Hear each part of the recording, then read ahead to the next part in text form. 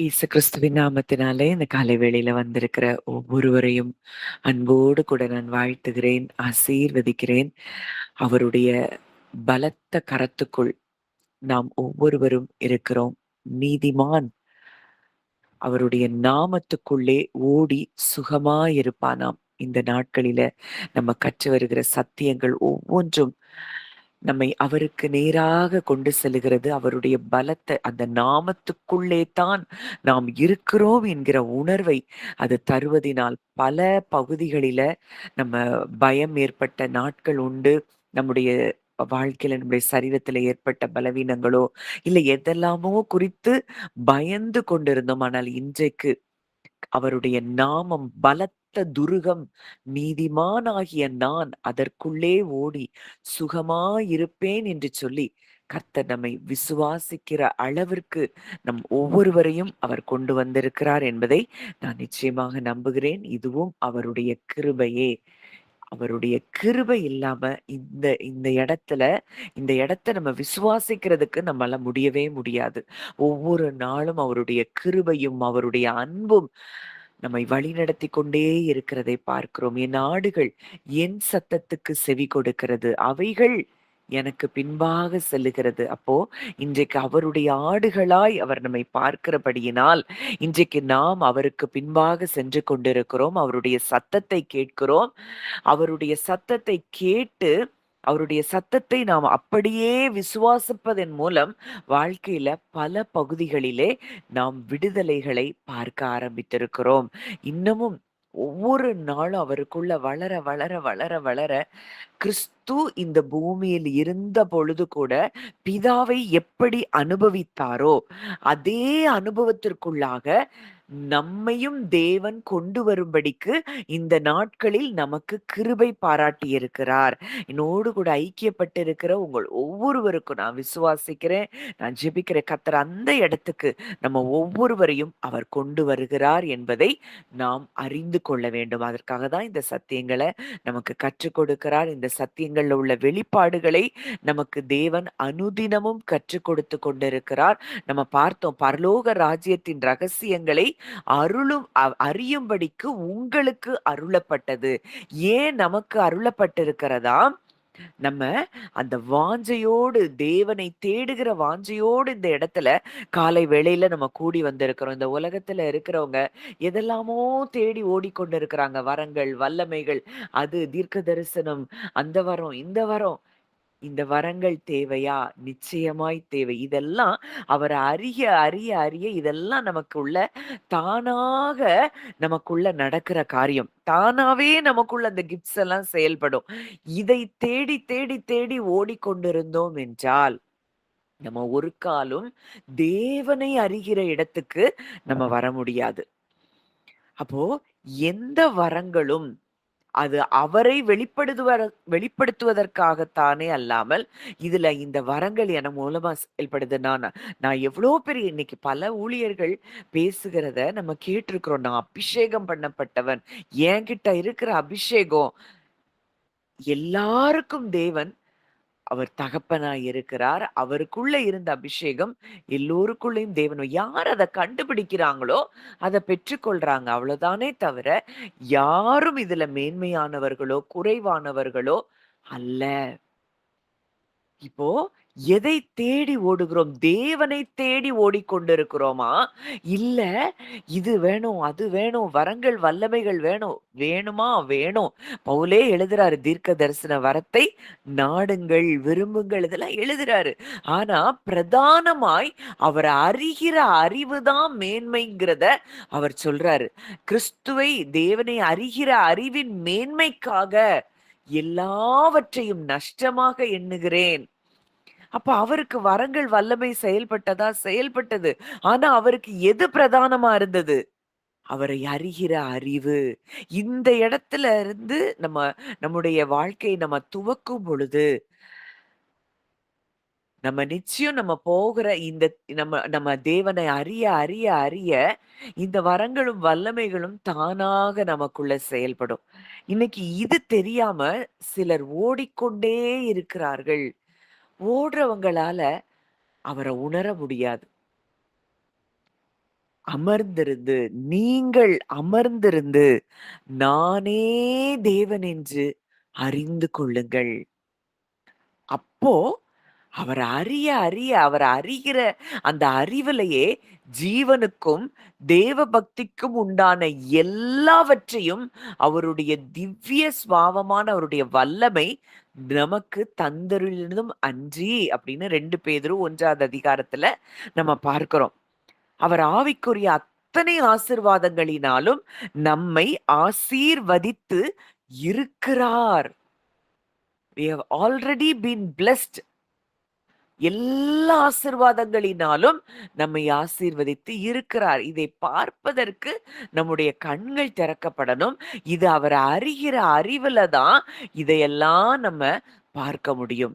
அப்போ ஒண்ணு நீங்க அஹ், எங்கெங்கெல்லாம் எதெல்லாம் கேட்கிறோமோ எல்லாத்துக்கும் பின்பாக செல்லாதபடிக்கு நீங்க சத்தியம் எங்க இருக்கு, உங்களை விடுவிக்கிற சத்தியம் எங்க இருக்கு, அதை நோக்கி ஓடுங்கள். நமக்குள்ள இருக்கிற நான் வெளிய வரும்படிக்கு இதெல்லாம் செஞ்சேன்னா நான் பேரு அடைவேன், நான் புகழை அடைவேன், நான் மேன்மை அடைவேன், என்னை எல்லாரும் இப்படி இன்ஃபீரியரா பாக்குறாங்க, பேசுறாங்க, நானும் இப்படி ஊழியம் செஞ்சேனா, நானும் இப்படி வரங்கள் வல்லமைகளை வெளிப்படுத்தினேனா, நான் என்னைய இந்த உலகம் ரெக்கக்னைஸ் பண்ணும் அப்படின்னு இந்த நான்ல இருந்து நம்ம அவரை தேட ஆரம்பித்தோம் என்றால் நம்ம ஒரு காலம் தேவனை அடைய முடியாது, தேவனை அறிய முடியாது. சிலரோடு கூட தேவன் பேசிக் கொண்டிருக்கிறார். அமர்ந்திருங்கள். அவர் அறிய அறிய அறிய இதெல்லாம் தானாய் நமக்கு கிடைக்கக்கூடிய காரியங்கள்.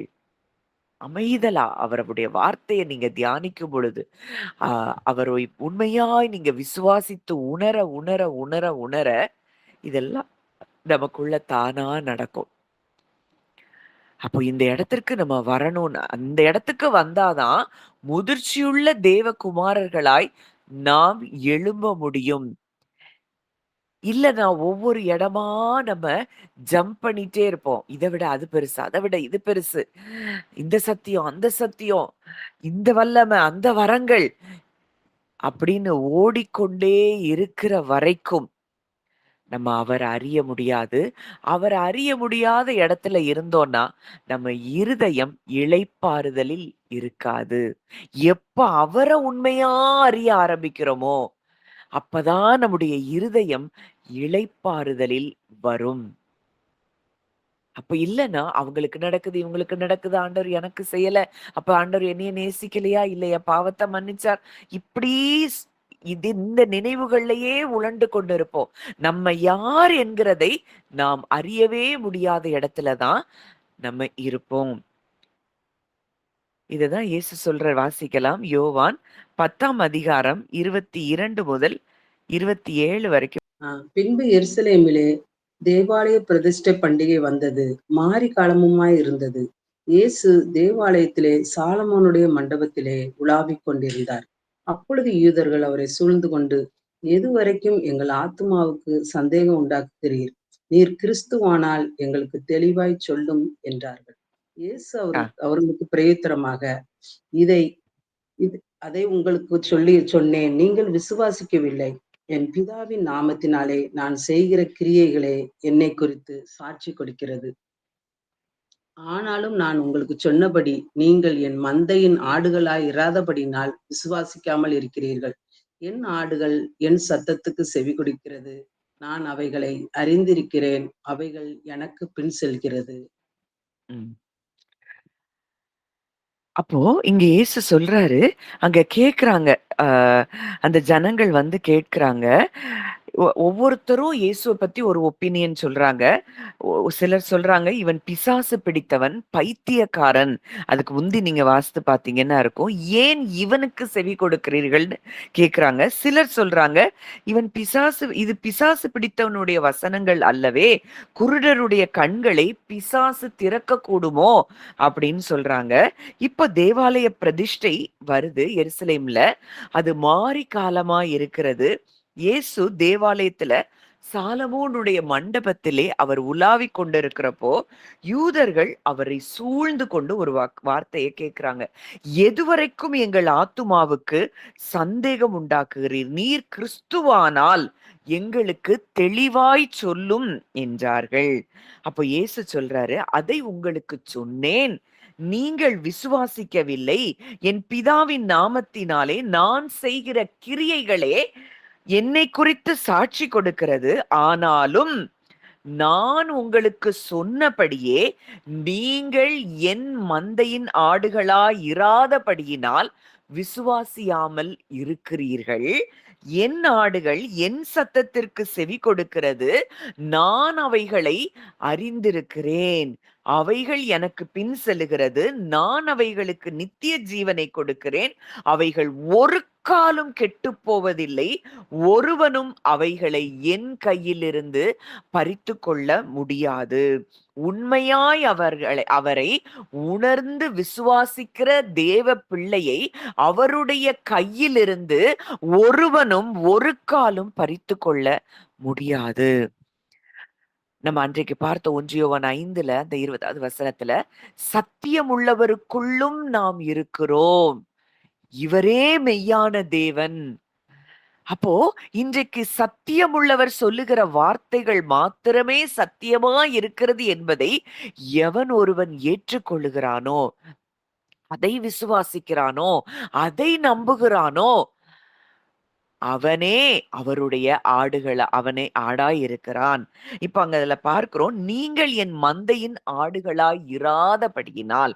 இப்ப அவருடைய மந்தையின் ஆடுகளாய் இராதவர்கள் யார் அப்படின்னு பார்த்தோம்னா, அவருடைய வார்த்தையை விசுவாசியாதவர்கள். அவருடைய வார்த்தை தான் சத்தியம். அவருடைய வார்த்தையை தவிர மற்ற எல்லாமே பொய் என்பதை உணர்கிறவர்கள்தான் உண்மையாய் அவரை விசுவாசிக்கிறவர்கள். அப்ப நீங்கள் என் மந்தையின் ஆடுகளாய் இராதபடியினால் விசுவாசியாமல் இருக்கிறீர்கள்.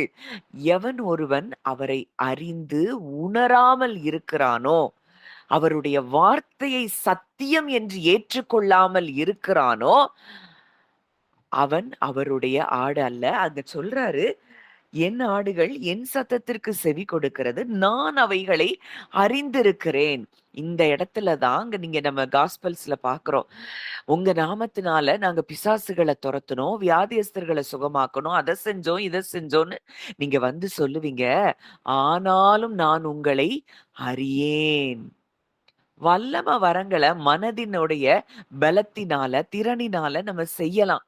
ஆனா அவரை உண்மையாக விசுவாசிக்கிறோமா? அவரை அறிந்து அந்த அன்புல இருந்து நம்ம அடையாளங்களையும் அற்புதங்களையும் செய்யறோமா?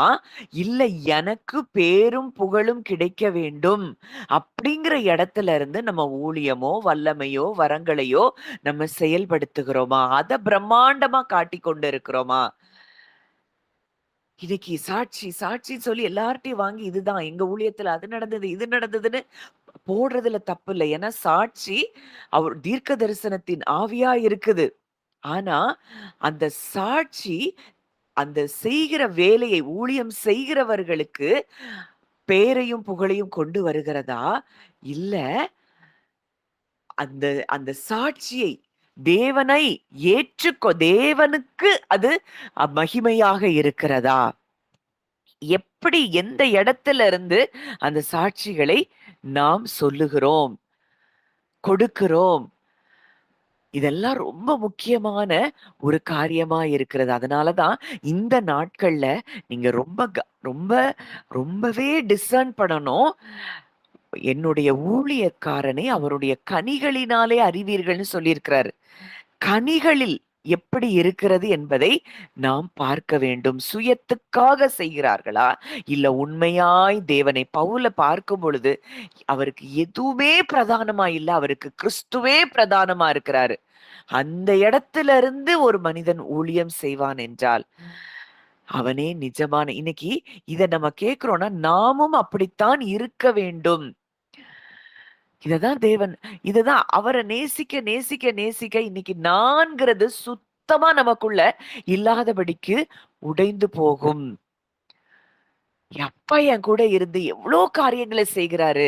நான் அந்த ஜீவனுக்குள்ள என்னை கொண்டு வந்திருக்கிறாரே. இன்னைக்கு அவருக்கு உடன் சகோதராய், சகோதரிகளாய் எல்லாரும் இருக்கிறாங்களே. இவங்க அத அறியலையே அப்படின்னு அன்பிலிருந்து மற்றவர்களுக்கு ஊழியம் செய்கிறவர்களாய் இருப்பார்கள். இப்படிப்பட்டவர்கள நம்பி நம்ம அவங்க வார்த்தைகளை கேட்கலாம். அப்போ அவைகள் எனக்கு அவைகளை நான் அறிந்திருக்கிறேன். அவருக்கு செவி கொடுக்கிற ஆடுகளை அவர் அறிந்திருக்கிறாராம். அப்போ ஒரு கூட்ட மக்களை சொல்றாரு. அவங்க வல்லமையிலா வரங்கள்ல செயல்பட்டவங்க தான். ஆனா அவர் சொல்றாராம், உங்களை நான் அறியேன். ஏன்னா உண்மையா நீங்க என்னைய நேசித்து பின்பற்றல. என்னை எதுக்காக தேடி இருக்கிறீங்க? வல்லமை வரங்கள் மூலமா நான் மேன்மைப்படுத்தப்படும்படிக்கு. எவன் ஒருவன் தன்னைத்தான் வெறுத்து தன் சிலுவையை எடுத்துக்கொண்டு அவரை பின்பற்றுகிறவனே அவரை உண்மையாய் பின்பற்றுகிறவன். இன்னைக்கு எந்த இடத்துல நம்ம இருதயம் இருக்கிறது என்பதை நாம் ஆராய்ந்து பார்க்க வேண்டும். இந்த நான் என்பது அறவே நம்மிடத்திலிருந்து அப்புறமாக வேண்டும். இந்த நான்ல இருந்து நம்ம விடுபட்டுட்டோம்னா நம்ம உண்மையாய் அவரை ஆராதிக்க முடியும். உண்மையாய் அவரை தொழுது கொள்ள முடியும். அவரை தொழுது கொள்ளுகிறவர்கள் ஆவியோடும் உண்மையோடும் தொழுது கொள்ள வேண்டும் என்கிற இடத்துக்கு நம்ம வருவோம். நமக்கு பணம், பேரு, புகழு, அந்தஸ்து, அழகு இது எதுவுமே பிரதானமா இருக்காது. நம்முடைய பெருமை, குல பெருமை இதெல்லாம் சிலருக்கு பிரதானமா இருக்குதுன்னா இன்னமும் அந்த நான் என்பது நமக்குள்ளே சில பகுதிகளில் ஒட்டி கொண்டிருக்கிறது. இப்படிப்பட்ட விசுவாசம் உள்ளவர்கள் அவருடைய கரங்களுக்குள் இருக்கிறார்கள். அவைகளை அவருடைய கரத்திலிருந்து ஒருவனும் ஒரு காலமும் என்ன செய்ய முடியாதாம்? பறித்து கொள்ள முடியாது. அடுத்ததா இயேசு அந்த இடத்துல சொல்றாரு 30வது வசனத்துல, நானும் பிதாவும் ஒன்றாயிருக்கிறோம். இப்படி சொன்ன உடனே அவரை கல்லெறியும்படிக்கு கல்லுகளை எடுத்துக்கொண்டார்கள். அப்போ இயேசு கேக்குறாரு, எதுக்காக நீங்க என் மேல கல் எறிகிறீங்கன்னு கேட்கும் பொழுது, நான் எவ்வளவு கிரியைகளை நான் செய்திருக்கிறேன். நீ மனுஷனா இருக்க உன்னை தேவன் என்று எப்படி சொல்லலாம்? நீ தேவதூஷணம் சொல்ற. ஏன்னா நானும் என் பிதாவும் ஒன்றா இருக்கிறோம்னு இயேசு கிறிஸ்து சொல்லிட்டாராம். அது தேவதூஷணம் என்று அவங்க சொல்றாங்க. அப்பதான் இயேசு சொல்றாரு, வாசிக்கலாம் 34வது வசனம். 34 வாசிங்க. இயேசு அவர்களுக்கு பிரயோத்திரமாக, தேவர்களா இருக்கிறீர்கள் என்று நான் சொன்னேன் என்பதாய் உங்கள் வேதத்தில் எழுதியிருக்கவில்லையா? தேவர்களா இருக்கிறீர்கள் என்று நான் சொன்னேன் என்பதாய் உங்கள் வேதத்தில் எழுதி இருக்கவில்லையா? எப்பா நீயும் தேவனாதான் இருக்கேன்னு தானே வேதத்துல எழுதி இருக்கு. இப்ப நானும் என் அப்பாவும் ஒன்னா இருக்கிறோம்னு நான் சொல்றப்போ நீங்க ஏன் என்னைய கல்லெறிந்து கொல்றதுக்கு வர்றீங்க? தேவ வசனத்தை பெற்று கொண்டவர்கள் யாரா? தேவர்கள் என்று அவர் சொல்லி இருக்க, வேத வாக்கியமும் தவறாததா இருக்க, பிதாவினால் பரிசுத்தமாக்கப்பட்டும் உலகத்தில் அனுப்பப்பட்டும் இருக்கிற நான் என்னை தேவனுடைய குமாரன் என்று சொன்னதினாலே தேவதூஷணம் சொன்னா என்று நீங்கள் சொல்லலாமா? இன்னைக்கு ஒண்ணு நல்லா புரியணும். நாம் எப்படி இருக்கிறோம்? தேவர்களா இருக்கிறோம்னு சங்கீதத்திலே சொல்லப்பட்டிருக்கு. சங்கீதம் 82 நீங்க வாசித்தீங்கன்னா தெரியும். நீங்க தேவர்களா இருக்கிற மனுஷர்களை போல நீங்க என்ன செய்றீங்க? செத்து போறீர்களே அப்படின்னு இருக்கும். ஏன் மனுஷனை போல செத்து போறோம்? அவர் சொன்ன வார்த்தையை விசுவாசிக்கவே முடியல. நாம் ஜீவனுக்குள்ள இருக்கிறோம், சத்தியத்துக்குள்ள இருக்கிறோம், வெளிச்சத்துக்குள்ள இருக்கிறோம். நமக்கும் இருளுக்கும் அதிகாரம் இல்லை. நாம் ஜீவனின் பிரமாணத்துக்குள்ள வந்திருக்கிறோம். இதெல்லாம் உணராதபடிக்கு மனுஷனை போல அந்த வாசிங்க அந்த வசனத்தை. சங்கீதம் 82.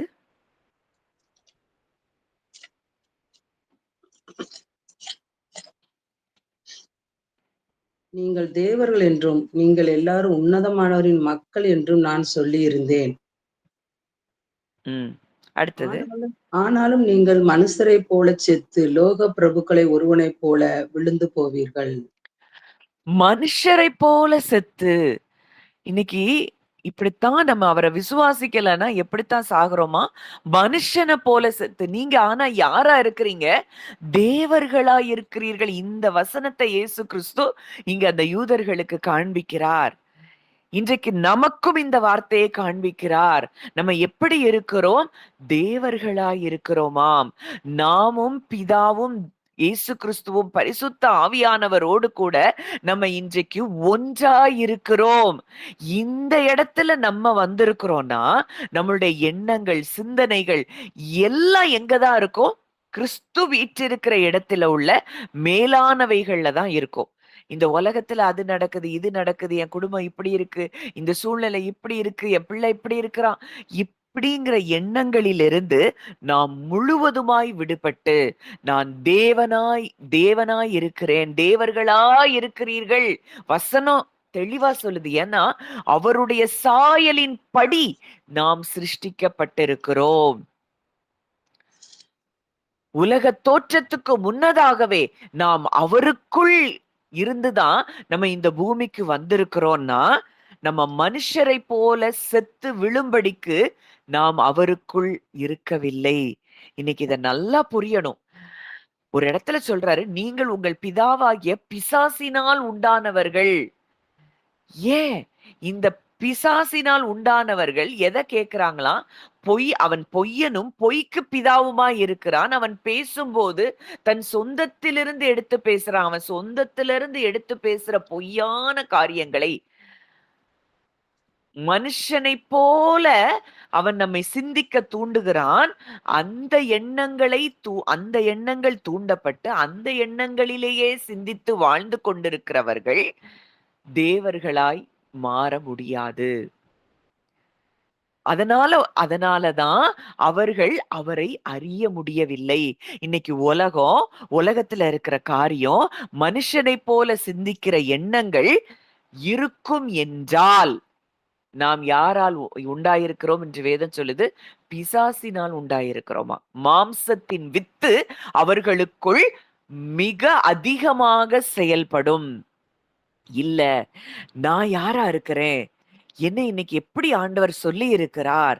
இன்னைக்கு நானும் என் குடும்பமும் அந்த கிறிஸ்துவுக்குள்ள இருக்கிறோம்.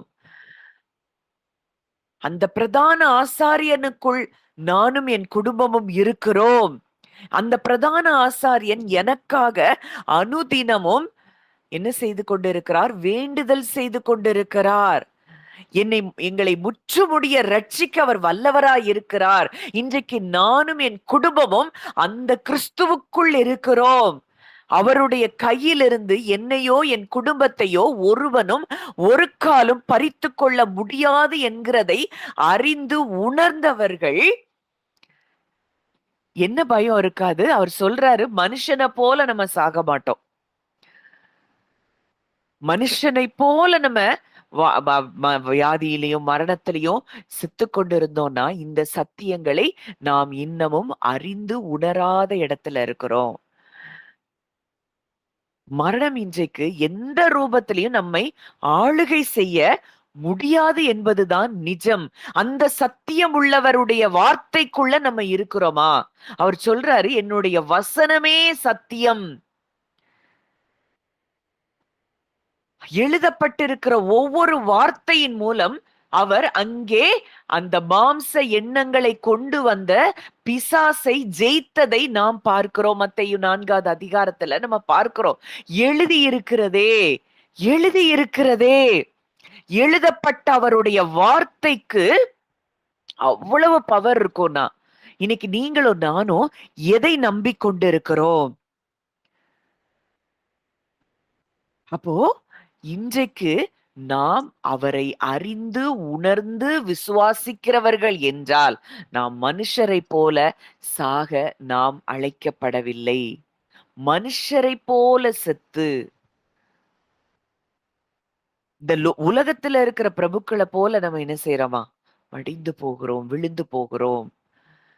இன்றைக்கு நீங்களும் நானும் இயேசு எப்படி தேவனுடைய குமாரனாய் இருந்தாரோ அதே போலதான் நாமும் தேவனுக்கு பிள்ளைகளா இருக்கிறோம் என்றால் இந்த பாவம் மரணம் என்கிற பிரமாணத்தினின்று நாம் விடுதலையாக்கப்பட்டிருக்கிறோம் என்கிறதை நாம் அறிய வேண்டும், உணர வேண்டும். இத உணராத இடத்துல இருந்தோம்னா சின்ன சின்ன சின்ன சின்ன காரியங்களுக்கு கூட பயப்படுவோம். ஏன்னா அவன் பேசும்போது, இந்த பிசாசு பொய்யனும் பொய்க்கு பிதாவுமாய் இருக்கிறான்.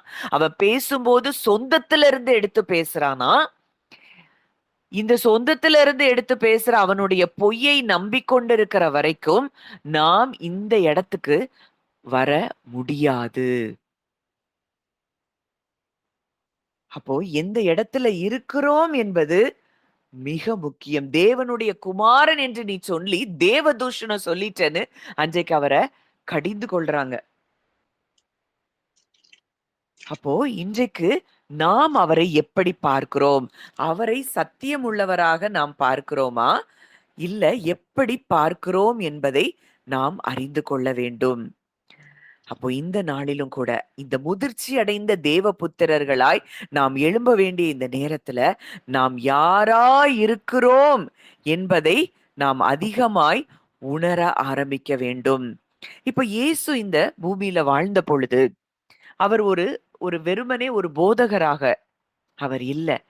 பிதாவினுடைய சுபாவத்தை அப்படியே வெளிப்படுத்துகிற ஒரு ஒரு மெச்சூர்ட் சன்னா தான் அவர் இந்த பூமியில இருந்தார். அப்போஸ்தலர் 10:38 பார்க்கிறோம். நசரேயனாகிய இயேசுவை தேவன் பரிசுத்த ஆவியினாலும் வல்லமையினாலும் அபிஷேகம் பண்ணினார். தேவன் அவருடனே கூட இருந்தபடியால் அவர் நன்மை செய்கிறவராயும் பிசாசின் வல்லமையில் அகப்பட்ட யாவரையும் குணமாக்குகிறவராயும் சுற்றி திரிந்தார்.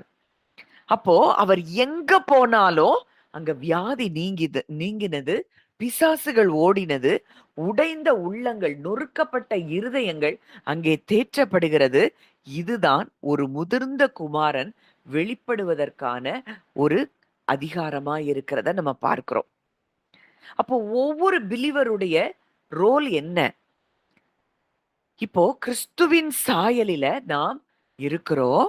தேவன் நம்மை ரட்சித்த நோக்கம் என்ன அப்படின்னா பரலோகத்துக்கு போறது மாத்திரம் இல்ல, பூமியில இயேசுவை போல நம்ம மாறி அவரை அப்படியே பெர்ஃபெக்ட் ரிஃப்ளெக்ஷனா அவரை வெளிப்படுத்துவதுதான் நம்முடைய நோக்கமாய் இருக்கிறது.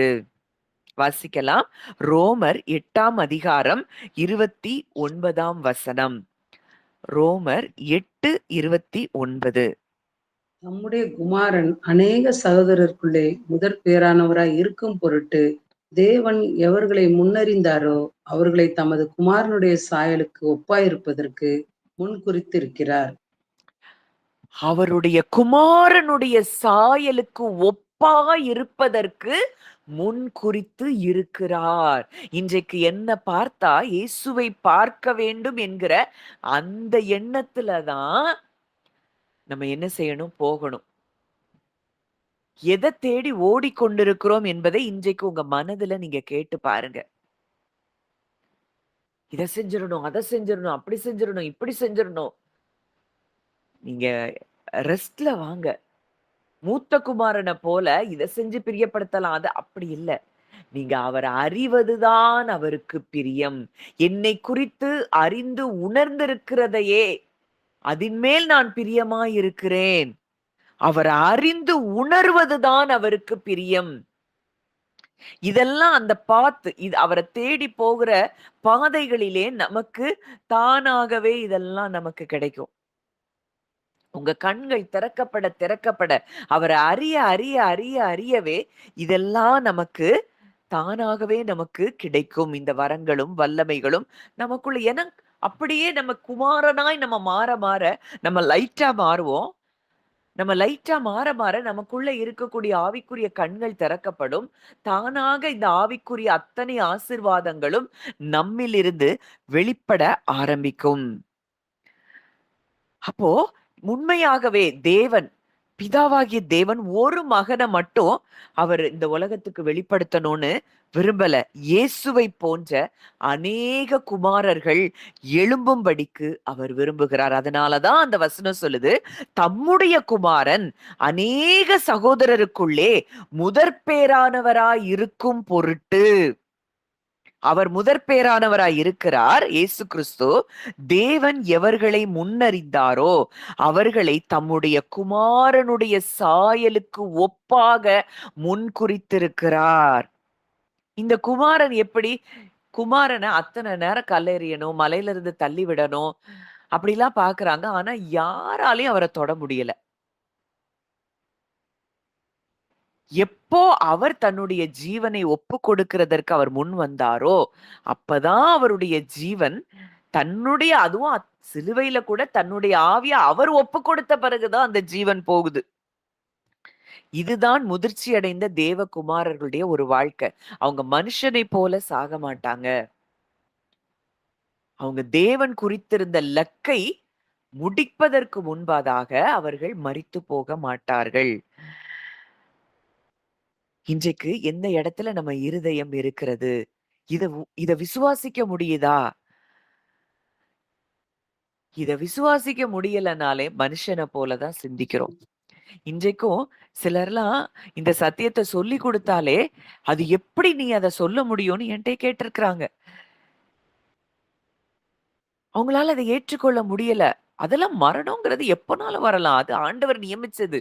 ஆண்டவர் எப்பனாலும் எடுத்துக்கொள்ளுவார். இப்படி ஒரு எண்ணம் இருக்குது அப்படின்னா, எப்படி அப்போ அவர் மேல நம்ம நம்பிக்கை வைக்க முடியும்? அவர் சொல்றாரு, "என் கரத்துல இருக்கிறவைகளை ஒருவனும் ஒரு காலும் பறித்துக்கொள்ள முடியாது. ஜீவனின் பிரமாணத்துக்குள்ள நம்ம வந்திருக்கிறோம்.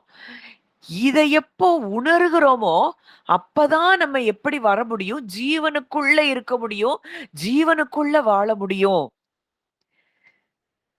இதை உணராதவர்கள் மனுஷனைப் போல இருக்கிறார்கள். மனுஷருக்கு நேரிடுகிறது போல நேரிடுகிறது.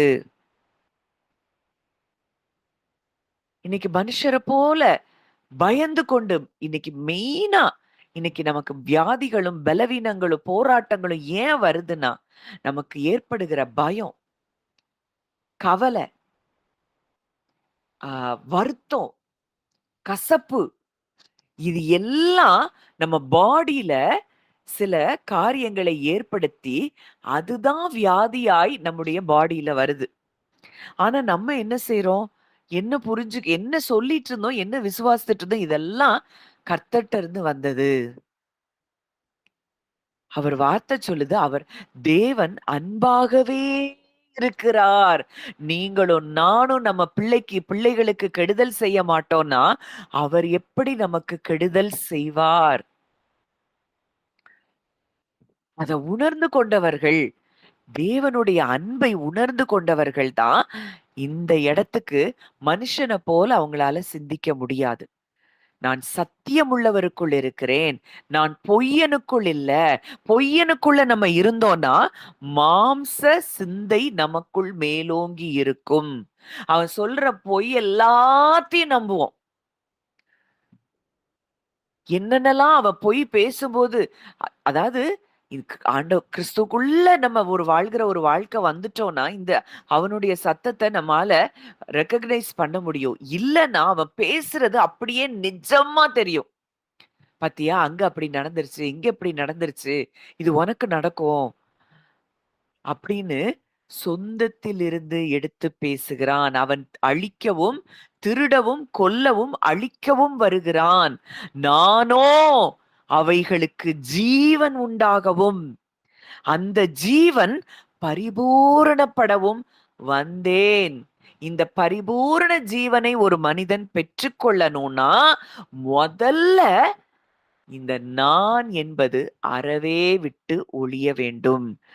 இந்த மெசேஜ அந்த தன்னைத்தான் வெறுப்பது என்றால் என்ன? அந்த மெசேஜ நீங்க தனியா சேவ் பண்ணி வச்சுக்கோங்க. அடிக்கடி அத கேளுங்க. எந்த இடத்துல நம்ம இருக்கிறோம்? அப்பதான் அதுல இருந்து நம்மளால வெளிய வர முடியும். இல்லன்னா இதுக்குள்ளேயே கடந்து மனுஷனை பார்த்து, மனுஷ வார்த்தைகளை பார்த்து, சரீரத்தை பார்த்து, சரீரத்துல வர்ற சிம்டம்ஸ பார்த்து, இல்ல மற்ற மனிதர்களுக்கு நேரிடுகிறத பார்த்து, இந்த பொய்யன் சொல்லுகிற பொய்களை நம்பிக்கொண்டே இருக்கிற ஒரு வாழ்க்கையில தான் நம்ம இருப்போம். அவன் ஆதி முதல் மனுஷ கொலைபாதகனாய் இருக்கிறான். அங்க யோவான் 8ல சொல்றாரு, அவன் ஆதி முதல், ஆரம்பத்துல இருந்து, ஆதாம் ஏவாள் நாட்கள்ல இருந்தே அவன் எப்படி இருக்கிறானா, மனுஷ கொலைபாதகனாய் இருக்கிறான். வாசிக்கலாம். பிதாவாகிய உங்கள் பிசாசானவர்களால் உண்டானவர்கள் உங்கள் பிதாவினுடைய இச்சையின்படி செய்ய மனதாய் இருக்கிறீர்கள். நான் ஆதி முதற்கொண்டு மனுஷ கொலைபாதகனாய் அவன் இருக்கிறான். சத்தியம் அவனிடத்தில் இராதபடியால் அவன் சத்தியத்திலே நிலை நிற்கவில்லை. அவன் பொய்யனும் பொய்க்கு பிதாவுமாய் இருக்கிறபடினால் அவன் பொய் பேசும்போது தன் சொந்தத்தில் எடுத்து பேசுகிறான். அப்போ அங்க சொல்றாரு, அவன் ஆதி முதற்கொண்டு மனுஷ கொலைபாதகனாய் இருக்கிறான். இன்னைக்கு நம்ம மனுஷ கொலைபாதகனுக்குள்ள இருக்கிறோமா, இல்ல ஜீவன் உள்ளவனுக்குள்ள நம்ம இருக்கிறோமா? அவருக்குள் ஜீவன் இருந்தது, அந்த ஜீவன் மனுஷருக்கு ஒளியாக இருந்தது. அவர் கிருபையினாலும் சத்தியத்தினாலும் நிறைந்தவராய் நமக்குள்ளே வாசம் பண்ணினார். இன்றைக்கு அவருடைய ஜீவனும் நம்முடைய ஜீவனோடு அவருடைய ஜீவன் ஒன்றாக கலந்திருக்கிறதை நாம் விசுவாசிப்போம் என்றால், இந்த மனுஷ கொலைபாதகனிடத்திலிருந்து நாம் முற்றிலுமாய் விடுவிக்கப்பட்டதை நாம் அறிந்து கொள்ளலாம். இல்லனா பயம் நம்மள மேற்கொண்டு கொண்டேதான் இருக்கும். இல்ல வயசாகுது, இதெல்லாம் நிறைய ரியாலிட்டிஸ். அத உண்மைன்னு நம்ப ஆரம்பிப்போம்.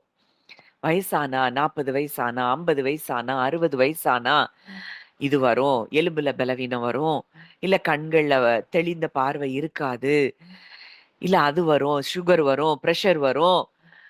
இதெல்லாம் யாருக்கு? மனுஷனுக்கு நேரிடுபவை. பொய்யனை நம்புகிறவர்களுக்கு. சத்தியத்தை, ஒருவேளை இதெல்லாம் இருக்கலாம், இன்னைக்கு சிம்டம்ஸா கூட நம்மகிட்ட இருக்கலாம், என்கிட்ட கூட இருக்கலாம். ஆனா நம்ம யாரை நம்புகிறோமோ அதை பொறுத்து நம்முடைய ஆவி, ஆத்துமா, சரீரம் எல்லாம் மறுரூபமடைய ஆரம்பிக்கும். அங்க அழகா சொல்றாரு அந்த பரிசேயர்கள்ட்ட, உங்கள் பிதாவாகிய பிசாசினால் உண்டானவர்கள். பிசாசினால் உண்டானவர்கள் எப்படித்தான் சிந்திப்பாங்க? மனுஷனை போல சிந்திப்பாங்க. அதனாலதான் பேதுருக்கிட்ட சொல்றாரு, அப்பாலை போ சாத்தானே, நீ மனுஷனை போல சிந்திக்கிறாய்.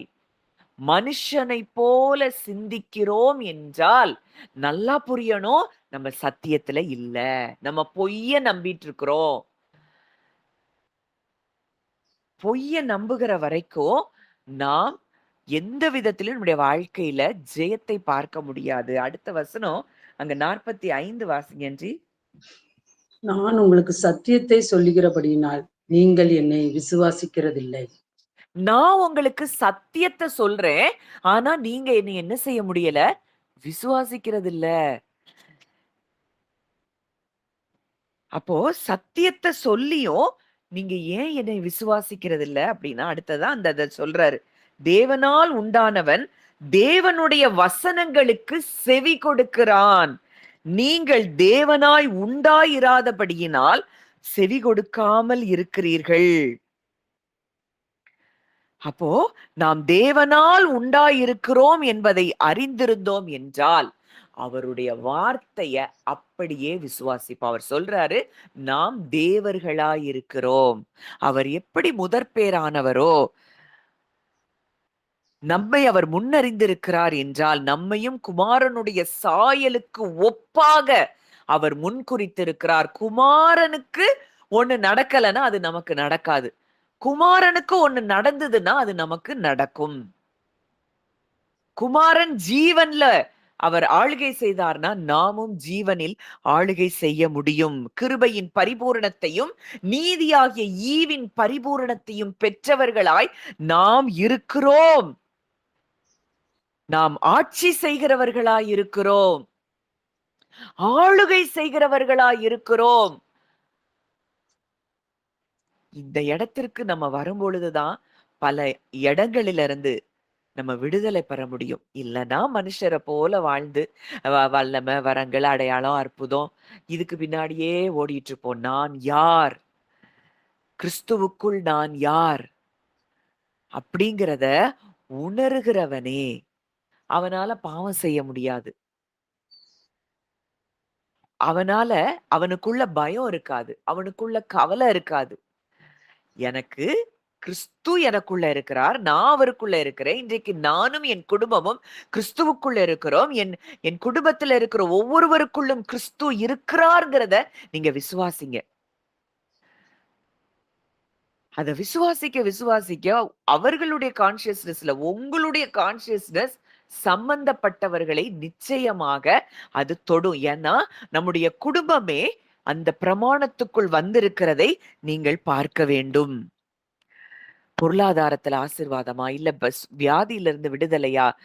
இல்ல உறவுகள்ல இருக்கிற அந்த பிரச்சனைகள்ல இருந்து நமக்கு விடுதலை வேணுமா? அவர் இருக்கிறார். அவர் எனக்காக யாவையும் செய்து முடிப்பார். அவருடைய கரத்துக்குள்ள நான் இருக்கிற வசனம் தெளிவா சொல்லுது. என் நாமத்தின் நிமித்தம் நீங்க அதாவது மனைவியாவது, தாயாவது எதை விட்டாலும் இம்மையிலும் மறுமையிலும் 100 மடங்கு பலன். அப்போ இம்மையிலேயே அதுக்குண்டான பலன் நமக்கு கொடுக்கப்படுது. இன்னைக்கு உங்க உறவுகள் ஏற்படுகிற பிரச்சனைகள் நிமித்தம் நீங்க சோர்ந்து போய் இருக்கிறீங்களா? அதை விட்டுருங்க. கிறிஸ்துவுக்குள்ள நீங்க யாரா இருக்கிறீங்கன்னு நீங்க பார்க்க ஆரம்பிங்க. அந்த நான் அப்படிங்கறதுல இருந்து அதை விட்டுட்டு அவருக்குள்ள யாரா இருக்கிறோம் நம்ம பார்க்க பார்க்க பார்க்க இந்த உறவுகளில் ஏற்படுகிற பிரச்சனைகள் அது தானாய் மாறும். இம்மையிலையும் 100 மடங்கு பலன் தான் அவர் சொல்றாரு. பரலோகத்துக்கு போன பிறகுதான் அதற்குரிய பலன் இல்ல, கிடையாது. இம்மையிலேயே அதற்குரிய பலனை நாம் பார்ப்போம். எப்போ அவரை பிரதானமாய் பார்த்து. இன்னைக்கு உங்களை ஒருவேளை காயப்படுத்தி இருக்கலாம், வேதனைப்படுத்தி இருக்கலாம். இதெல்லாம் உங்களுடைய அந்த நானுக்கு நடந்த காரியமா நீங்க பார்க்கணும். எனக்கு ஜீவன் இருக்கிறது, அந்த ஜீவன்ல கிறிஸ்து இருக்கிறார். இந்த கிறிஸ்துவை எதுவுமே ஹர்ட் பண்ண முடியாது. இந்த கிறிஸ்து அன்பை மட்டுமே வெளிப்படுத்துகிறவராய் இருக்கிறார். மன்னிப்பை மாத்திரமே வழங்குகிறவராய் இருக்கிறார். அந்த இடத்துல இருந்துதான் நான் அவங்கள பார்க்கிறேன். அவங்க அறியாம செய்யறாங்கன்னு நீங்க அதை அதை லகுவா எடுத்துக்கொள்ள ஆரம்பிக்கும் பொழுது, இந்த நான் மரித்த நிலைக்கு நாம் வரும் பொழுது இந்த உறவுகள் எல்லாம் தானாக சரியாக ஆரம்பிக்கும். எதை பத்தியும் கவலைப்பட வேண்டாம். அதனாலதான் அவர் சொல்றாரு, வருத்தப்பட்டு பாரம் சுமக்கிறவர்களே. அந்த பாரம்ங்கிறதே என்ன? இந்த நான் தான். அதனாலதான் அந்த அன்னைக்கு பார்த்தோம் எபிரேயர் 12:1 மேகம் போன்ற இத்தனை திரளான சாட்சிகள் நம்மை சூழ்ந்திருக்க பாரமான யாவற்றையும். என்ன பொறுத்த வரைக்கும் பாரம் அப்படிங்கிறதே இந்த நான்ல வாழ்கிற மனிதர்களுக்கு ரொம்ப பாரம் இருக்கும். அவங்க எப்பவுமே தங்களை பத்தி தான் திங்க் பண்ணுவாங்க, தங்க குடும்பத்தை பத்தி தான் திங்க் பண்ணுவாங்க. தங்களை ஒருத்தர் ஒண்ணு சொல்லிட்டாங்கன்னா அதை தான் பெருசா பார்ப்பாங்க. இதுதான் அவர்களுக்குள்ள மேலோங்கி இருக்கும். இந்த நான்ல இருந்து எப்போ ஒரு மனுஷன் விடுபடுறானோ அவன் பாரம் எல்லாம் குறைஞ்சு போயிடும். அதனாலதான் அங்க சொல்றாரு, வருத்தப்பட்டு பாரம் சுமக்கிறவர்கள். நம்ம அந்த வசனத்தை எப்படி இன்டர்பிரட் பண்ணிட்டோம்? ஐயோ கவலையோட இருந்தோம்னா அவர்கிட்ட போகணும். இந்த ரிலிஜியன் நிறைய ஒரு காரியத்தை அந்த அந்த நாட்கள்ல ஜனங்கள் மேல ஏத்தி வச்சிருந்தது. எல்லாத்தையும் விட்டுட்டு நீ ஃப்ரீ ஆயிரு அப்படின்னு ஆண்டவர் சொல்ற. நீ என்னிடத்துல வா, என்னிடத்தில் வா, என் மேல விசுவாசமாயிரு. வருத்தப்பட்டு பாரம் சுமக்கிறவர்களே, நீங்கள் எல்லோரும் என்னிடத்தில் வாருங்கள், நான் உங்களுக்கு இளைப்பாறுதல் தருவேன். என்னிடத்தில் வந்து கற்றுக்கொள்ளுங்கள், நான் சாந்தமும் மனத்தாழ்மையுமாயிருக்கிறேன். இத கற்றுக்கொள்ளும் பொழுது நம்முடைய ஆத்துமாக்களுக்கு இளைப்பாறுதல் உண்டாகும். அவர்கிட்ட போகணும், அவர் பிரசன்ஸ்ல உட்கார்ந்து இருக்கணும். ஓடிக்கிட்டே இருக்கிற வரைக்கும் இந்த இந்த இந்த பிரசங்கம், அந்த பிரசங்கம், அந்த தீர்க்க தரிசனம் இப்படி ஓடிட்டே இருக்கிற வரைக்கும் அவரை நம்ம அறிய முடியாது. அமர்ந்திருந்து, இந்த வருஷம் நமக்கு தேவன் கொடுத்த வார்த்தை அதுதான். நீங்கள் அமர்ந்திருந்து இருதயத்துல அவரோடு கூட அதிக நேரம் உறவாடுங்க. கேட்கிறது முக்கியமா? முக்கியம். சரியான சத்தியத்தை கேளுங்க. அந்த கேட்ட சத்தியத்தை அப்படியே லைஃப்ல அப்ளை பண்ண ஆரம்பிங்க. அத உணர ஆரம்பிங்க. இந்த வருஷத்துல நம்ம ஒவ்வொருவரையும் அந்த முதிர்ச்சி அடைந்த தேவ புத்திரனாய் எழும்பும்படிக்கு நமக்குள்ளே அவருடைய வல்லமை கிரியை செய்து கொண்டிருக்கிறது. அதனாலதான் இந்த சத்தியங்கள் எல்லாம் நம்ம அறியும்படிக்கு தேவன் நம்முடைய கண்களை திறந்திருக்கிறாரு. இல்லைன்னா மனுஷனை போலதான் நம்ம வாழ்ந்து கொண்டிருப்போம். இன்றைக்கு நாம் யாராக இருக்கிறோம்? உலக தோற்றத்துக்கு முன்னதாகவே கிறிஸ்துவுக்குள்ள நம்ம இருந்தோம்னா, இன்றைக்கு அந்த ஸ்தானத்துக்குள்ள நம்ம மறுபடியும் வந்திருக்கிறோம் என்பதுதான் நிஜம். எப்படி நம்ம இந்த உலகம் தோன்றுவதற்கு முன்னதாகவே நம்ம பாவம் இல்லாத ஒரு இடத்துக்குள்ள நம்ம இருந்தோம். நம்ம பரிசுத்தமா இருந்தோம், குற்றமற்றவர்களா இருந்தோம். இன்றைக்கு கிறிஸ்து மரித்து உயிர்த்தெழுந்து, இன்றைக்கு நாமும் கிறிஸ்து மரித்த பொழுது, இன்றைக்கு நம்ம நல்லா தெரியும், ஆதாமுக்கு நடப்பது முழு மனுக்குலத்துக்கும் நடக்கிற காரியம். அந்த முதல் ஆதாமின் நிமித்தம் முழு மனுக்குலமும் பாவத்துக்குள்ள வந்தது. இன்றைக்கு இரண்டாம் ஆதாம் மரித்த பொழுது முழு மனுக்குலமும் இந்த பழைய மனுஷனாகிய நான் என்பவன் அவரோடு கூட சிலுவையில் அறையப்பட்டான். இத முதல்ல அறியணும். இந்த நான் என்பது ஏற்கனவே சிலுவையில அறையப்பட்டிருக்கிறது. கிறிஸ்துவுடனே கூட சிலுவையில் அறையப்பட்டேன். இந்த அறையப்பட்டேன்கிறது இடம் என்ன? இந்த பழைய மனுஷன். கிறிஸ்துவுடனே கூட சிலுவையில் அறையப்பட்டேன், ஆயினும் பிழைத்திருக்கிறேன். இனி நான் அல்ல. இனி இந்த பாடி நான் இல்ல. இந்த பாடியில இருந்து எனக்கு வர்ற இன்புட்டும் நான் இல்ல. எனக்கு வருகிற எண்ணங்கள் நான் அல்ல. எனக்கு வர்ற எமோஷன்ஸ் நான் அல்ல. எனக்கு வர்ற ஃபீலிங்ஸ் நான் அல்ல. கிறிஸ்துவே என்னில் பிழைத்திருக்கிறார். அவர்ல இருந்து, அந்த ஜீவன்ல இருந்து நம்ம வாழ ஆரம்பித்தோம் என்றால் சூழ்நிலைகள் நம்மை அசைக்க முடியாது. அதனாலதான் சொல்லுது, கண்மலையாகிய அவர் மேல கட்டப்பட்டிருந்தோம்னா என்ன புயல் காற்று அடிச்சாலோ அது அசையவே அசையாது. அவர் கண்மலை. அவர் அசைக்க ஒரு வல்லமையாலும் முடியாது. எந்த புயலாலும் முடியாது, காற்றாலும் முடியாது, எந்த சூழ்நிலையாலும் முடியாதுன்னா, அவருக்கு மேல இன்றைக்கு நம்ம கட்டப்பட்டிருக்கிறோம். அவருக்குள்ள நம்ம இருக்கிறோம். இன்றைக்கு அவர் நமக்குள்ள இருக்கிறார்னா, ஒன்றும் நம்மை சேதப்படுத்த முடியாது. இத உணர வேண்டும். இன்னைக்கு நிறைய வியாதிகளுக்கு காரணம் அறிவு. இந்த உலகம் கொடுக்கிற அறிவு. அதனாலதான் மனுஷனை போல செத்து போறோம். உலகம் கொடுக்கிற இந்த அறிவு.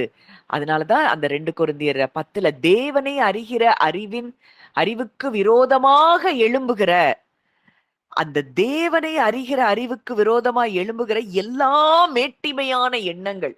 இப்படி அவருக்குள்ள நம்ம இருக்கிறோம். அந்த ஜீவன் இன்னைக்கு நமக்குள்ள இருக்குது. இதை உணராதபடிக்கு உலகத்துல இருக்கிற காரியங்களை பிரதானமா நம்ம பார்க்கிறோம். இந்த ரிப்போர்ட் இப்படி சொல்லுது, என் பிளட் ரிப்போர்ட் இப்படி சொல்லுது, என்னுடைய சரீரம் இப்படி ஒரு சிம்டம கொடுக்குது, இது இப்படியா இருக்குமோ அப்படியா இருக்குமோ, இப்படி எல்லாம் சிந்தித்து கொண்டிருந்தோம்னா பொய்யனும் பொய்க்கு பிதாவுமாய் இருக்கிறவனை நம்பிக்கொண்டிருக்கிறோம். அவன் ஆதி முதல் மனுஷ கொலைபாதகனாய் இருக்கிறான். அந்த மனுஷ கொலைபாதகன் சத்தத்தை கேட்டோம்னா அந்த மனுஷ கொலைபாதகனுக்குள்ளதான் நம்ம இருப்போம். அதுதான் அங்க நடக்கும். இன்னைக்கு அவர் நமக்கு ஜீவனா இருக்கிறார். அந்த ஜீவனுக்குள்ளதான் நம்ம இருக்கிறோம். இன்றைக்கு அந்த ஜீவன் நம்முடைய ஜீவனோடு கூட ஒன்றாக கலந்திருக்கிறது என்பதை உணர்கிறவனே வாழ்க்கையில் ஜெயம் பெறுகிறவன். மறுபடியும் மறுபடியும் இத ஆணித்தரமா ஆண்டவர் பேசுறாருன்னா இத நீங்க உணரணும். நம்ம ஒவ்வொருவரும் உணர்கிற இடத்திற்கு வந்தாதான் தெய்வ புத்திரர்களாய் நாம் மாற முடியும், வெளிப்பட முடியும். இன்னைக்கு உலகம் கொடுக்கிற சிந்தனைய வாழ்ந்து கொண்டிருந்தோம்னா நம்ம கிறிஸ்துவுக்குள்ள நம்ம வர முடியாது, அவரை விசுவாசிக்க முடியாது. நீங்க என்னை நான் தேவர்கள்னு நான் உங்களை சொல்லி இருக்கிறேனே, ஆனாலும் நீங்க என்ன செய்யல, அதை விசுவாசிக்கல. நானும் பிதாவும் ஒன்றா இருக்கிறோம்னு சொன்னவரு நமக்கு சொல்றாரு, இன்னைக்கு நம்ம இருக்கிற இடத்துலதான் அவர் இருக்கிறார். அவர் இருக்கிற இடத்துலதான் நம்ம இருக்கிறோம்னா, இன்றைக்கு அவரை தொட எந்த வல்லமைக்கும் அதிகாரம் இல்லைன்னா, நம்மையும் தொட எந்த வல்லமைக்கும் அதிகாரம் இல்லை என்பதுதான் நிஜம், சத்தியம். ஒண்ணு நல்லா புரியணும். தீர்க்க தரிசனம் தேவையா? தேவை. எப்ப தேவை? சோர்ந்து போய் இருக்கிற ஒரு மனுஷன், மாம்சத்தின் எண்ணங்கள்ல போராடி கொண்டு இருக்கிறவங்க, அவங்க அவங்க என்ன நடக்கும் அப்படின்னு ரொம்ப தொய்ந்து போய் இருக்கிறவங்களுக்கு, கிறிஸ்துவுக்குள்ள சின்ன பிள்ளைங்களா இருக்கிறவங்களுக்கு, முதிர்ச்சி அடையாத பிள்ளைகளுக்கு தீர்க்க தரிசனம் தேவை. அதற்காக தான் அவர் தீர்க்கதரிசிகளை ஏற்படுத்தி இருக்கிறார். ஆனா முதிர்ச்சி அடையக்கூடிய அந்த இடத்துல இருக்கிற தேவ பிள்ளைகளுக்கு எது தேவைன்னா சத்தியம் தேவை. சத்தியத்தையும் நீங்கள் அறிவீர்கள், சத்தியம் உங்களை விடுதலையாக்கும். அப்போ நமக்கு என்ன தேவை? இன்னைக்கு எதை தேடி ஓடிக்கொண்டிருக்கிறோம்? நம்ம இன்னைக்கு குணமாக்கும் வரங்கள்னாலும் சரி, தீர்க்க தரிசன வரங்கள்னாலும் சரி, அற்புதங்களை செய்யற வல்லமனாலும் சரி, இது எல்லாமே அவரை அறிகிற அறிவுக்குள்ளதான் இருக்கு. அவரை அறிகிற அறிவில் எல்லாம் இருக்கிறதை நாம் பார்க்கிறோம். அந்த வசனம் வாசிங்க. யோவான் 8:31-32. இயேசு தம்மை விசுவாசித்த யூதர்களை நோக்கி, நீங்கள் என் உபதேசத்தில் நிலைத்திருந்தால் மெய்யாகவே என் சீசராய் இருப்பீர்கள், சத்தியத்தையும் அறிவீர்கள், சத்தியம் உங்களை விடுதலையாக்கும் என்றார். நீங்கள் என் உபதேசத்திலே நிலைத்திருந்தால் மெய்யாகவே என் சீஷராய் இருப்பீர்கள். அவருடைய உபதேசத்துல என்ன செய்யணுமா? நிலைத்திருக்கணும். அடுத்ததா சொல்றாரு, சத்தியத்தையும் அறிவீர்கள், சத்தியம் உங்களை விடுதலையாக்கும். அப்ப அவர்தான் யாரு? இன்றைக்கு சத்தியமாய் இருக்கிறார். அந்த சத்தியமானவர் சொல்லுகிற வார்த்தைகளை எவன் ஒருவன் ஜீவனாய் பார்க்கிறானோ அவன் ஜீவனில் ஆளுகை செய்வான். இல்ல அப்படின்னா மனுஷனை போலதான் வாழுவோம், மனுஷனை போலதான் சிந்திப்போம், மனுஷரை போலதான் விழுந்து போவோம். நாம் தேவ குமாரர்களா இருக்கிறோம் அப்படின்னா இந்த வார்த்தைகளை, சத்தியமுள்ளவருடைய வார்த்தைகளை நிஜமாய் பார்க்கணும்னா, எனக்கு என்னுடைய பழைய மனுஷன் சிலுவையில அறையப்பட்டுட்டானா, அந்த பாவம் அறையப்பட்டுச்சுன்னா இன்னைக்கு என் சரீரத்துல என்ன இருக்க முடியாது? பலவீனங்களோ வியாதிகளோ இருக்க முடியாது. அது இல்ல, அதுதான் நிஜம். ஆனா நீங்க இருக்குன்னு நம்புற வரைக்கும் அது இருக்கும். எனக்கு இருக்கு, எனக்கு இந்த பலவீனம் இருக்கு, எனக்கு இந்த சிம்டம்ஸ் இருக்கு. உன்னை நல்லா புரியணும். அவர் சத்தியம் உள்ளவர்னா, அவர் வார்த்தை சத்தியம்னா, அவர் செய்து முடித்த செயல்கள் சத்தியம்னா, அதை மட்டும்தான் நம்ம விசுவாசிக்கணும். என் பாவத்தை அவர் சுமந்துட்டாரு. இன்னைக்கு அந்த பழைய மனுஷனே அறையப்பட்டுட்டான். அப்ப எப்படி நம்ம நம்ம நம்ம புது சிருஷ்டியா இருக்கிற நம்முடைய சரீரத்துல பாவம் இருக்கும்? பாவம் இருந்தாதான், பாவத்தின் சம்பளம் தான் மரணம். தேவனுடைய கிருபை வரம் என்னதான்? நித்திய ஜீவனை நமக்கு கொடுக்குதான். நம்ம இன்னைக்கு என்ன பிரமாணத்துக்குள்ள வந்திருக்கிறோம்? ஜீவனின் ஆவியின் பிரமாணத்துக்குள்ள வந்திருக்கிறோம். சங்கீதம் 103 பார்க்கிறோம், அவர் உன் அக்கிரமங்களை எல்லாம் மன்னித்து, உன் நோய்களை எல்லாம் குணமாக்கி, உன் பிராணனை அழிவுக்கு விலக்கி மீட்டு. இன்னைக்கு பழைய மனுஷன் சிலுவையில அறையப்பட்டுட்டான்னா நம்முடைய பிராணன் அழிவுக்கு விலக்கி மீட்கப்படுகிறது. நம்மை கிருபையினாலும் இரக்கங்களினாலும் அவர் முடிசூட்டுகிறார். நன்மையினால் நம்முடைய வாயை திருப்தியாக்குகிறார். கழுகுக்கு சமானமாய் திரும்ப நம்முடைய வயது வால வயது போல் ஆகிறது அப்படிங்கிறத உணர்கிறோமா? விசுவாசிக்கிறோமா? இந்த இடத்துக்கு நம்ம வந்துட்டோம்னா, அப்படியே தேவனுடைய புத்திரரா இன்னும் அவர் சொன்ன காரியங்கள் நம்ம இன்னமும் மண்டே நம்ம தியானிக்க போகிறோம். என்னென்ன காரியங்கள் எப்படி எப்படி முதிர்ச்சி அடைந்த தேவனுடைய புத்திரர்கள் எப்படியெல்லாம் இருப்பாங்கங்கிறத நம்ம தியானிப்போம். ஒருவேளை மண்டே இல்லைனாலும் டியூஸ்டே நம்ம தியானிக்கலாம். இத உணர உணர உணரதான் நம்முடைய வாழ்க்கையில மாற்றங்கள் ஏற்படும். கிறிஸ்துவை பிரதிபலிக்கிறவர்களாய் நாம் மாறுவோம். கிறிஸ்துவை போல ஒரு வாழ்க்கை. அவர் இந்த உலகத்துல இருந்தப்ப அவருக்கு வியாதி வந்துதா? அவர் சிலுவையில நம்முடைய எல்லாருடைய பலவீனங்களையும் அவர் சுமந்தார். அந்த வலிகளையும் வேதனைகளையும் எல்லா பலவீனத்தையும் அவர் சுமந்தார். ஆனா அவர் போற இடங்கள்ல எல்லாம் ஜீவன் தான் அங்க வெளிப்பட்டது. அந்த ஜீவன் வெளிப்பட்டது. அந்த ஜீவன் போற இடங்கள்ல எல்லாம் ஜீவனை வெளிப்படுத்தினது. இன்னைக்கு நீங்களும் நானும் அந்த ஜீவனுக்குள்ள இருக்கிறோம். அந்த ஜீவன் இன்றைக்கு நமக்குள்ள இருக்குதுன்னா, நாம் ஜீவனை வெளிப்படுத்துகிறவர்களா இந்த பூமியில நம்மை தேவன் வைத்திருக்கிறார். எல்லாரும் செத்து செத்து பரலோகம் போறதுக்கு நம்மள அழைக்கல. கிறிஸ்துவை முற்றிலுமாய் வெளிப்படுத்துகிறவர்களாய் தேவன் இந்த பூமியில் நம்மை வைத்திருக்கிறார். அந்த சத்தியமுள்ளவருக்குள் நாம் இருக்கிறோம். என் ஆடுகள் என் சத்தத்துக்கு செவி கொடுக்கிறது, அவைகள் என் பின்னே செல்லும், நான் அவைகளை அறிந்திருக்கிறேன். அப்ப அவர் சத்தத்துக்கு செவி கொடுக்கிறோமா? இல்ல பொய்யனாகிய பிசாசினுடைய சத்தத்துக்கும், ஆதி முதல் மனுஷ கொலைபாதகனாக இருக்கிற அவனுடைய சத்தத்துக்கு செவி கொடுக்கிறோமா என்பதை நாம் அறிய வேண்டும். இந்த நாள்ல ஒவ்வொரு நாளும் நம்முடைய மனக்கண்களை திறந்து கொண்டிருக்கிற அந்த தேவனுக்கு நம்ம மனதார நம்ம நன்றி செலுத்தணும். இந்த சத்தியங்களை ஆழமா அறிய அறிய அறிய அறிய உங்களுடைய ஆத்துமாவில ஒரு பெரிய விடுதலைய நீங்க பார்க்க ஆரம்பிப்பீங்க. உங்க ஆத்துமாக்கள் இளைப்பாறுதல்ல வர்றத நீங்க பார்க்க ஆரம்பிப்பீங்க. நிச்சயமாய் கர்த்தர் நம்ம ஒவ்வொருவர் மூலமாகவும் பெரிய காரியங்களை இந்த உலகத்துல அவர் செய்வதற்கு அவர் சித்தமுள்ளவராய் இருக்கிறார். நமக்காக சர்வ சிருஷ்டியும் காத்து கொண்டிருக்கிறது. பிரசவ வேதனைப்பட்டு கொண்டிருக்கிறது. நம்ம எழும்பும் பொழுது இந்த பூமி ஆசீர்வதிக்கப்படும். நம்ம ஜெபிக்கலாம். நல்ல தகப்பனே, நன்றியோடு உம்மை துதிக்கிறோம், ஸ்தோத்தரிக்கிறோம் அப்பா. தகப்பனே, இந்த நாளிலும் எங்களோடு கூட இடைப்பட்ட உம்முடைய வார்த்தைகளுக்காக நாங்கள் நன்றி செலுத்துகிறோம் அப்பா. நீர் ஜீவன் உள்ளவர் அப்பா. அந்த ஜீவனுக்குள்ள நாங்க இருக்கிறோம். அந்த ஜீவன் இன்றைக்கு எங்களுக்குள்ள, எங்களுடைய ஜீவனோடு, எங்களுடைய ஆவியோடு உம்முடைய ஜீவன் ஒன்றாக கலந்திருக்கிறதை நாங்கள் விசுவாசிக்கிறோம் அப்பா. எங்க சரீரத்தை நாங்க ஆளுகை செய்ய முடியாது. எங்க சரீரத்தை இன்றைக்கு நீங்க தான் ஆளுகை செய்து கொண்டிருக்கிறீங்க. நான் அல்ல, கிறிஸ்துவே என்னில் பிழைத்திருக்கிறார். புறம்பான மனுஷன் எங்களுக்கு ஒவ்வொரு நாளும் அழிந்து கொண்டிருக்கிறதுப்பா. இந்த நான் என்கிறது எங்களிடத்திலிருந்து அறவே எங்களை விட்டு அகன்று போக தேவன் கிருபை பாராட்டி கொண்டிருக்கிறீரப்பா. நன்றி செலுத்துகிறோம். இனியும் நாங்க டீப்பர் ஸ்பிரிச்சுவல் எக்ஸ்பீரியன்சஸ அனுபவிக்க அப்பா எங்களுக்கு நீங்க கிருபை தாங்கப்பா.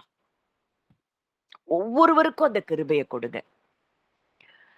மனுஷனை போல சிந்தித்து மனுஷ கொலைபாதகனுடைய எண்ணங்களிலே வாழாதபடிக்கு ஜீவனில் ஆளுகை செய்கிறவருக்குள்ளே நாங்கள் வாழ்கிறோம் என்கிற எண்ணங்களை உடையவர்களாய், எங்க சரீரத்தையோ ஆத்துமாவையோ எதுவும் தொட முடியாது என்கிற எண்ணங்களிலே நாங்கள் வாழ எங்களுக்கு நீங்க கிருபை தாங்க. பரிசுத்த ஆவியானவரை எங்களை முற்றிலுமாய் நீர் ஆட்கொண்டு வழி நடத்தும்படிக்கு நாங்கள் ஜெபிக்கிறோம் அப்பா. உம்முடைய கரங்களிலே எங்களை தாழ்த்தி ஒப்பு கொடுக்கிறோம். வந்த ஒவ்வொருவரையும் மனதார நான் பிளஸ் பண்றேன். விதைக்கப்படுகிற இந்த வார்த்தைகள் ஒவ்வொருவருக்குள்ளும் அது பலன் தரும்படிக்கு நான் ஜெபிக்கிறேன் அப்பா. கர்த்தர் அப்படியே செய்கிறீர். இன்றைக்கு நாங்க விசுவாசமாய் பேசுகிறோம். இன்றைக்கு நாங்களும், எங்கள் குடும்பங்களும், எங்கள் குடும்பத்தில் இருக்கிற ஒவ்வொருவரும் ஜீவனுக்குள் இருக்கிறோம். ஜீவனின் ஆவியின் பிரமாணம் எங்கள் குடும்பங்களில் செயல்படுகிறதை நாங்கள் பேசுகிறோம். அது பினான்ஸ்ல செயல்படுது. அது எங்க சரீரத்துல செயல்படுது. அது எங்களுடைய உறவுகள்ல செயல்படுகிறது. அப்பா, உமக்கு நாங்கள் நன்றி செலுத்துகிறோம். முற்றிலுமாய் எங்களை தாழ்த்தி ஒப்புக் கொடுக்கிறோம். வழி நடத்தும், ஆசீர்வதி. இயேசுவின் மூலம் கேட்கிறோம் ஜீவனுள்ள நல்ல பிதாவே. ஆமென், ஆமென்.